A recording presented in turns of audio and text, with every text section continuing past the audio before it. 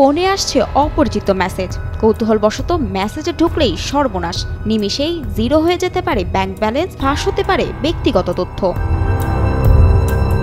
বর্তমানে বেড়েছে স্মার্টফোনের ব্যবহার। কেনাকাটা, চলাফেরা, সংবাদ দেওয়া নেওয়া সহ সবই হয় ফোনের মাধ্যমে। দৈনন্দিন জীবনের প্রয়োজনে ফোনে ঠাঁই হয় গাদা গাদা অ্যাপের। এসবে ফাঁক ফোকর খুঁজে নেন প্রতারক চক্ররা। ফিশিং লিংক পাঠিয়ে ভয় দেখানোর চেষ্টা করা হয় অনেককে। চাকরির টোপ দিয়েও হোয়াটসঅ্যাপ, ইমেল ও সোশ্যাল মিডিয়া প্ল্যাটফর্মগুলোতে বিভিন্ন ভুয়া মেসেজ আসে। সেখানেও থাকে বিপজ্জনক লিংক।